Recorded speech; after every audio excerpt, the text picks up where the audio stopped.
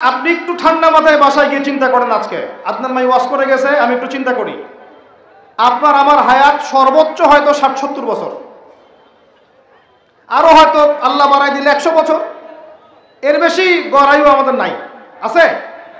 এখন আপনার বয়স কত? কারো ২০, ২৫, ৩০, ৪০, ৫০, ঠিক না ঠিক? এখন আপনি বাসায় গিয়ে চিন্তা করে দেখেন, যদি আমাদের হায়াত হয় ৬০ বছর, আল্লাহ আমাদেরকে যেন দীর্ঘ নেক হায়াত দারাজ করে না, আমিন।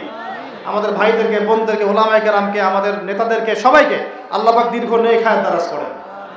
এখন কথা হচ্ছে, যদি ধরে নেই যে আমাদের হায়াত ৬০ বছর, আপনার আমার বয়স থেকে কিন্তু ৩০, ৪০, ৫০ বছর অলরেডি চলে গেছে। এখন চিন্তা করবেন যে এই সময় যেটা চলে গেল, এই সময়ের মধ্যে আমি কতটুকু নামাজ পড়েছি, কতটুকু রোজা রেখেছি, যাকাত দিয়েছি কতটুকু, হজ ফরজ হয়েছে করেছি কিনা, দিনের পথে আমার অবদান কি, দিনের পথে আমার অবদান কি, আল্লাহর দিনকে যে আল্লাহ সাহায্য করতে বললেন আমি কি করেছি,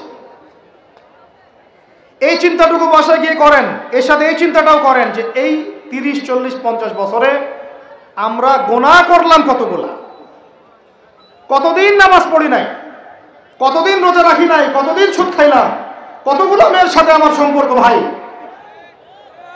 কতগুলো ছেলের সাথে আমি টাঙ্কিবাজি করি, দেবর ভাবি, এখন দেবর ভাবি, তারপর শালিদুল্লাহ ভাই, পরকিয়া কত কি চলতেছে। এখন মানুষ লিঙ্গ পর্যন্ত পরিবর্তন করে, নাউজুবিল্লাহ। জেনা, সুদ আর ঘুষ আর ব্যভিচার আর অশ্লীলতার সয়লাভ চলতেছে আমাদের শহরগুলোতে। এই শীতকালের মৌসুম, বিভিন্ন জায়গায় ধুম ধারাক্কা গান বাজতেছে, দেখেন না আপনারা? শোনেন, যখন মানুষ বকধার্মিক হয় তখন সমাজটা এরকম হয়। আপনি মনে করছেন নামাজ তো আমি ৫ ওয়াক্ত পড়ি, আমার তো কোনো সমস্যা নাই, রোজা তো আমি রাখি, কোনো সমস্যা নাই, সৎ কাজে আদেশ তো করতেছেন, অসৎ কাজের কোনো নিষেধ নাই, তখন সমাজটা কেমন হবে জানেন? সমাজটা হবে এমন, মসজিদে নামাজও হবে, পাশে পিকনিকের এরকম ঢোল তবলা বাজবে, কারণ সৎ কাজে আদেশ তো আপনি করছেন, অসৎ কাজে নিষেধ নাই। সমাজ পরিবর্তন হবে তখনই যখন সৎ কাজের আদেশের সাথে সাথে বলেন অসৎ কাজে নিষেধও থাকবে। অমুসলিমরা কি করে করুক, ওইটা দেখার দায়িত্ব আমাদের না। মুসলমানের সন্তানরা যেন কখনো এরকম ঢাক ঢোল না পিটায়, সারা রাত জেগে এগুলা করবা, মানুষের ঘুম নষ্ট, হার্টের পেশেন্ট আছে, এইটা আছে, ওইটা আছে। সামাজিক প্রতিবাদ করবেন, একদম সামাজিকভাবে প্রতিবাদ করবেন। এগুলো বন্ধ না করতে পারলে আমাদের সমাজের নূর নষ্ট হয়ে যাবে। এখন যে কথাটাই আসেন, এই ৬০-৭০ বছরে কত পাপ করেছে হিসাব নাই। এই পাপগুলো লিস্ট করেন, দেখেন চোখ দিয়ে পানি ঝরতে থাকবে। আমার কথায় নারাজ হচ্ছেন? এই পাপগুলো লিস্ট করেন, চোখ দিয়ে পানি ঝরবে, আল্লাহ আমাদেরকে মাফ করে দেন। সবাই বলি আমিন। কত কবিরা গুনাহ হয়েছে, কত সগীরা। তবে সন্তুষ্টির কথা এটাই, যদি এটা উপলব্ধি হয় যে না ভুল হয়ে গেছে, আপনি ওযু করে আসেন, 2 রাকাত নামাজ পড়েন, আল্লাহর কাছে ইস্তেগফার করেন, বলেন আস্তাগফিরুল্লাহ আল্লাযী লা ইলাহা ইল্লা হুয়াল হাইয়ুল কাইয়্যুম ওয়া আতুবু ইলাইহি। আল্লাহ পাক এক মুহূর্তে আপনার সব পাপ তো মাফ করে দিবেনই, সব গুনাহকে নেকি দিয়ে পরিবর্তন করে দিবেন ইনশাআল্লাহ। আল্লাহ পাক এই সময়ের কসম করে বলছেন, হে মানুষ শুনো, ইন্নাল ইনসানা লাফি খুসর, সমস্ত মানুষই ক্ষতির মধ্যে আছে, বলেন নাউজুবিল্লাহ। এখানে আল্লাহ পাক একদম আমভাবে সবাইকে বলছেন, সবাই ক্ষতির মধ্যে আছে। মানুষের ক্ষতি কয় প্রকার? আমার সাথে বলেন, মানুষের ক্ষতি 2 প্রকার। কয় প্রকার? মানুষের ক্ষতি কয় প্রকার? 1 ইহকালীন ক্ষতি, 2 পরকালীন ক্ষতি। 1 ইহকালীন ক্ষতি, 2 পরকালীন ক্ষতি। ইহকালীন ক্ষতি কি? ইহকালীন ক্ষতি হচ্ছে সূরাতুল রুমের এই আয়াতটা। আল্লাহ পাক বলছেন, বা'দা আউযু বিল্লাহি মিনাশ শাইতানির রাজীম, যাহারাল ফাসাদু ফিল বাররি ওয়াল বাহরি বিমা কাসাবাত আইদিন নাস। আল্লাহ পাক বলছেন, জলে মানে পানিতে, এবং স্থলে মানে এই যে জমিনে, জলে এবং স্থলে যত বিপর্যয়, অরাজকতা, এই যে আপনারা দেখছেন ফাসাদ, ফিতনা যে ছড়িয়ে পড়ছে, এগুলো মানুষের হাতের কামাই, মানুষের হাতের কামাই। বনভূমি উজাড় করেছে কে? জিন না মানুষ? বলেন। এই পরিবেশ নষ্ট করেছে কে? জিন না মানুষ? বলেন। খাবারে ভেজাল দিয়েছে কে? জিন না মানুষ?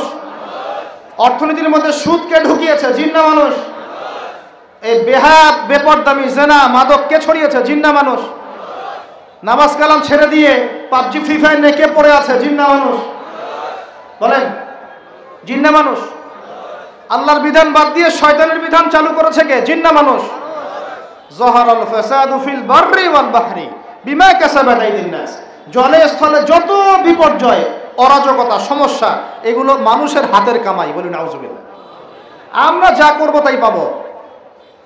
আমরা যা করব তাই। মাদক খাচ্ছেন আপনি, আপনাকে ফল ভোগ করতে হবে। সুদ খাচ্ছেন আপনি, আপনাকেই ফল ভোগ করতে হবে। এই বেহায়ের মতো মেয়েরা চলছে, ওকেই দেখবেন ফল ভোগ করতে হবে।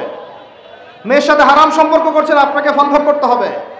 যে যে পাপ করবে তাকে তার ফল ভোগ করতেই হবে। আল্লাহ পাক আমাদেরকে হেফাজত করেন, মাফ করেন। আমি তাহলে মানুষের একটা ক্ষতি পেলাম, ইহকালীন ক্ষতি। কি ক্ষতি ভাই? আর 2 নাম্বার হচ্ছে পরকালীন ক্ষতি। পরকালীন ক্ষতি কেমন এবার বোঝেন। এই যে আমরা নিশ্চিন্তে ঘুমাই, সারা জীবন 30, 40, 50 বছর নিশ্চিন্তে কাটাচ্ছি, কোনো ফিকির নাই, নিজের পরিবারের, সমাজের, রাষ্ট্রের, উম্মার কোনো ফিকির নাই, অথচ এই মানুষের সামনে অপেক্ষা করছে মৃত্যু। জি, আজকে থেকে 100 বছর পরে আমাদের মধ্যে কেউ থাকবে না পৃথিবীতে, এটাই সত্য। তারপরে আছে কবরের সওয়াল জবাব, তারপরে মিজান, এই ফুলসিরাত, পুনরুত্থান, জান্নাত, জাহান্নাম, এগুলো আমাদের সামনে অপেক্ষা করছে। আর সেই মানুষ নিশ্চিন্তে বসে বসে মেয়ের সাথে টাঙ্গি মারে। সেই মানুষ বাইক নিয়ে একটা মেয়েকে নিয়ে ঘুরছে।